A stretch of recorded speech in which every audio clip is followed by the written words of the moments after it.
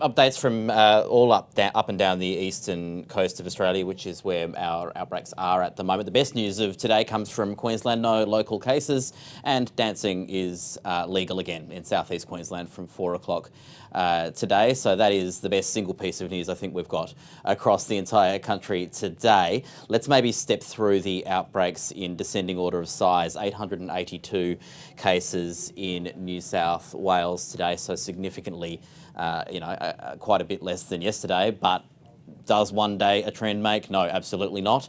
And we still have no reason to believe this curve won't continue to grow into the days ahead. We will see variability from day to day, but I don't see any reason we won't see more days with cases in the 4 digits. I desperately hope I'm wrong, but I don't see any reason why we wouldn't think that. 882, the 7-day average is continuing to grow, 864 cases a day on average at the moment. And in terms of things like the isolation status, well, I can't tell you that information anymore because the government has basically said so many of these cases are under investigation every day. Contact tracing is, not keeping up with the caseload. They're just not going to report it anymore. And so we don't know the isolation status of cases of those 800, 900 odd, but it's fair to assume the vast majority of those are not in isolation, because that has been the pattern most of the way through as this wave has continued to worsen. The next lowest outbreak would be Victoria, 79 new cases today, which is one better than yesterday in terms of overall cases.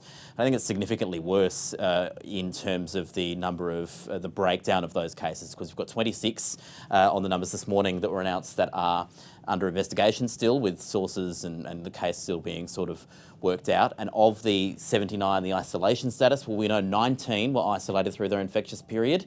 The other 60, I can't actually tell you the breakdown. At least some of them not isolated, but some are still being investigated, and Victorian officials didn't give a full breakdown there. So this is the first day in this outbreak that contact tracers and officials haven't been able to tell us in the morning how many cases are, the isolation status of those cases. So a bit of a sign that, contact tracers in Victoria now are starting to lose grip of things, or at least falling a little bit behind in the situation. And, if all of those 60 cases weren't in isolation, I don't think they are. I think some of them will turn out to have been in.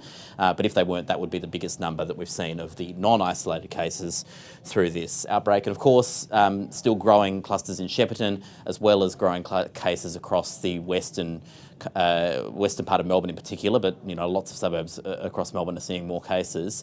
We're seeing, as the government kind of noted today, the same pattern we've seen before: people who can't work from home, essential workers, getting infected, spreading it to the people they live with, and then passing it on to other workers. We've seen that in Sydney. We saw that in Melbourne last year. This, novel coronavirus is nothing if not consistent on that. It is those kinds of communities this virus can become ingrained in, and it's that we're trying to avoid here in Victoria, lest Victoria start to look like New South Wales in the weeks and months ahead. And finally, the last outbreak of the day is the ACT.